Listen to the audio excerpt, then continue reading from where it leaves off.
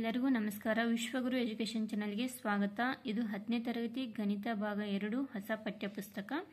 ಇದರಲ್ಲಿ ಅಧ್ಯಾಯ 9 ತ್ರಿಕೋನಮಿತಿಯ ಕೆಲವು ಅನ್ವಯಗಳು. ಈ ಅಧ್ಯಾಯದ ಪ್ರಶ್ನೋತ್ತರಗಳನ್ನು ಬಿಡಿಸೋಣ. ಅದರಲ್ಲಿ ಅಭ್ಯಾಸ 9.1. ಅದರಲ್ಲಿ ಪ್ರಶ್ನೆ ಸಂಖ್ಯೆ 1. ಒಬ್ಬ ಸರ್ಕಸ್ಸಿನ ಕಲಾವಿದನು ನೇರ ಸ್ತಂಭದಿಂದ ಹಿಗ್ಗಿಸಿ ನೆಲಕ್ಕೆ ಕಟ್ಟಿರುವ 20 ಮೀಟರ್ ಉದ್ದದ ಹಗ್ಗದ ಮೇಲೆ ಹತ್ತುತ್ತಿದ್ದಾನೆ. ನೆಲದೊಂದಿಗೆ ಹಗ್ಗವು ಉಂಟು ಮಾಡಿದ ಕೋನವು 30 ಡಿಗ್ರಿ ಆದರೆ ಸ್ತಂಭದ ಎತ್ತರವನ್ನು ಕಂಡುಹಿಡಿಯಿರಿ. ಚಿತ್ರ 9.11 ನೋಡಿ. ಇದು ಚಿತ್ರ 9.11 ಆಗಿದೆ.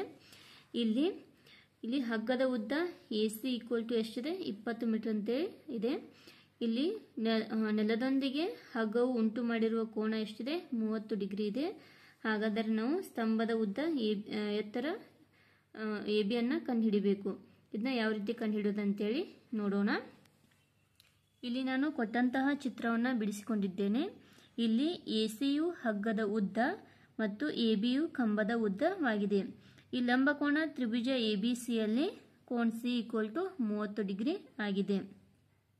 ಇಲ್ಲಿ ಸೈನ್ 30 ಡಿಗ್ರಿ ಅಂತ ತಗೊಂಡಿದ್ದೀನಿ. ಸೈನ್ ಯಾಕೆ ತಗೋಬೇಕಂದ್ರೆ ಸೈನ್ ಥೀಟಾ ಅಭಿಮುಖ ಬಾಹು ಡಿವೈಡೆಡ್ ಬೈ ವಿಕರ್ಣವಾಗಿರುತ್ತದೆ. ಇಲ್ಲಿ ಥೀಟಾ ಇಲ್ಲಿದೆ.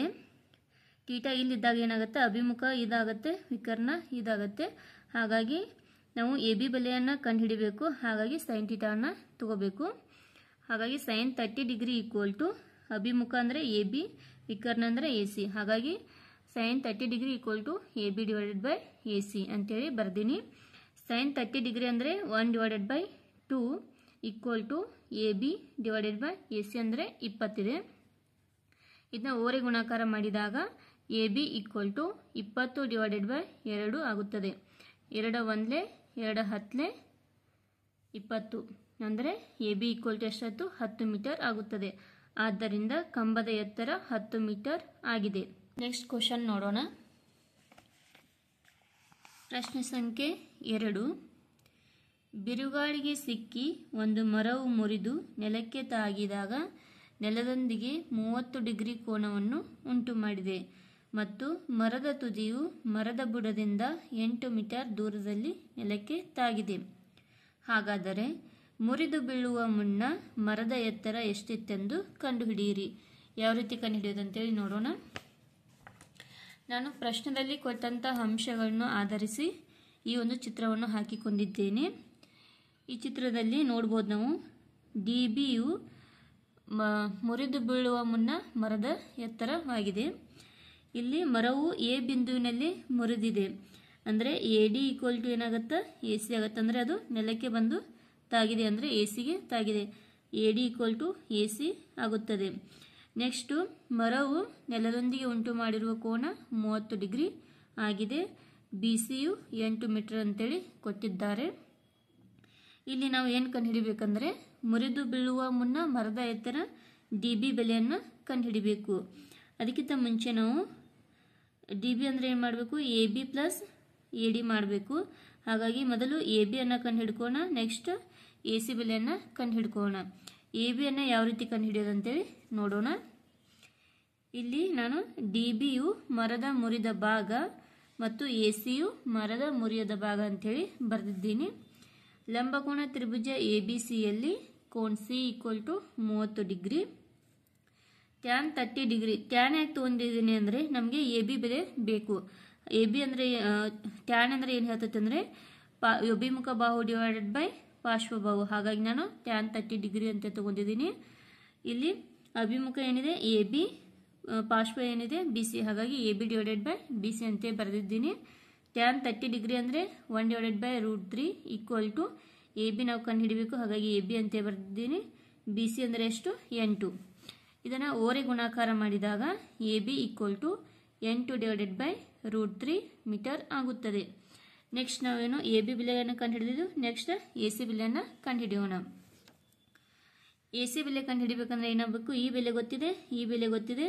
ಇದನ್ನು ಯಾವ ರೀತಿ ಕಂಡುಹಿಡಿಬೋದು ಅಂದರೆ ಇದನ್ನು ಯೂಸ್ ಮಾಡ್ಕೊಂಡು ನಾವು ಈ AC ಬೆಲೆಯನ್ನು ಕಂಡುಹಿಡಿಬೋದು. ಹಾಗಾಗಿ ನಾನು ಇಲ್ಲಿ ಸೈನ್ 30 ಡಿಗ್ರಿ ಅಂತೇಳಿ ತಗೊಂಡಿದ್ದೀನಿ.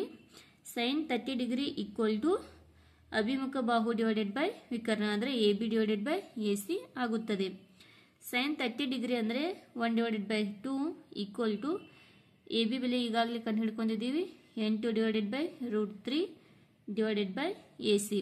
ಇದನ್ನ ಓರೆ ಗುಣಾಕಾರ ಮಾಡಿದಾಗ AC ಈಕ್ವಲ್ ಟು ಇಲ್ಲಿ 8 ಇದು 2 ಗುಣಾಕಾರ ಆಗಿ 16/√3 ಆಗುತ್ತದೆ.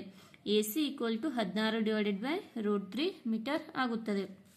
ನಾವೀಗ ಈ ಚಿತ್ರವನ್ನು ನೋಡ್ಬೋದು. ಎ ಬಿ ಬೆಲೆಯನ್ನು ಕಂಡು ಹಿಡ್ಕೊಂಡೀವಿ, AC ಬೆಲೆಯನ್ನು ಕಂಡು ಹಿಡ್ಕೊಂಡೀವಿ. ಅಂದರೆ AC ಅಂದರೆ ಏನಿದೆ, AD ಇದೆ. ಇವನ್ನೆರಡು ನಾವು ಕೂಡಿಸಿದ್ರೆ ಏನು ಬರುತ್ತೆ, ನಮಗೆ ಪೂರ್ತಿ ಮರದ ಎತ್ತರ ಸಿಗುತ್ತದೆ. ಇವಾಗ ಎರಡು ಕೂಡಿಸೋಣ. ಇಲ್ಲಿ ನಾನು AC ಈಕ್ವಲ್ ಟು AD ಅಂತ ಬರೆದಿದ್ದೀನಿ. ಮರದ ಎತ್ತರ BD equal to AD plus AB. ಈ ಬೆಲೆಯನ್ನು ನಾವು ಈಗಾಗಲೇ ಕಂಡು ಹಿಡ್ಕೊಂಡಿದ್ದೀವಿ. ಆ ಬೆಲೆಗಳನ್ನು ಇಲ್ಲಿ ಆದೇಶಿಸೋಣ. BD equal to 8/√3 plus 16/√3. ಇಲ್ಲಿ LCM ಏನಾಗುತ್ತೆ, √3 ಆಗುತ್ತೆ. ನೆಕ್ಸ್ಟ್ ಇಲ್ಲಿ 8 ಪ್ಲಸ್ 16 ಅಂದರೆ 24 ಆಗುತ್ತದೆ. ಇದನ್ನು 24 ಅನ್ನು ನಾನು 8 × 3 ಅಂತ ಬರೆದಿದ್ದೀನಿ /√3. ಮತ್ತು ಈ 3 ಅನ್ನು ನಾನು √3 × √3 ಅಂತ ಬರ್ಕೊಂಡಿದ್ದೀನಿ.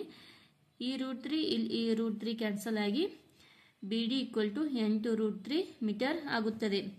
ಇಲ್ಲಿ ನೀವು ಇದನ್ನು 24ನ ಸ್ಪ್ಲಿಟ್ ಮಾಡಿದೆ ಮತ್ತೆ ಯಾವ ರೀತಿ ಮಾಡ್ಬೋದಂದರೆ 24/√3 ಇದರ ಅಕರ್ಣೀಕಾರಕ ಏನಾಗುತ್ತೆ, √3 ಆಗುತ್ತೆ. ಹಾಗಾಗಿ ಇದನ್ನ ಅಂಶಕ್ಕೆ √3 ಇಂದ ಗುಣಿಸ್ತಿದ್ದೀನಿ, ಛೇದಕ √3 ಇಂದ ಗುಣಿಸಿದ್ದೀನಿ. ಇವಾಗ 24 × √3 ಅಂದರೆ 24√3. ಇಲ್ಲಿ √3 × √3 ಅಂದರೆ 3 ಆಗುತ್ತದೆ. ಇವಾಗ 3 1 3 8 24 ಆಗುತ್ತೆ. ಅಂದರೆ 8√3 ಆಗುತ್ತದೆ. ನೀವು ಈ ರೀತಿ ಕೂಡ ಬಿಡಿಸಬಹುದು.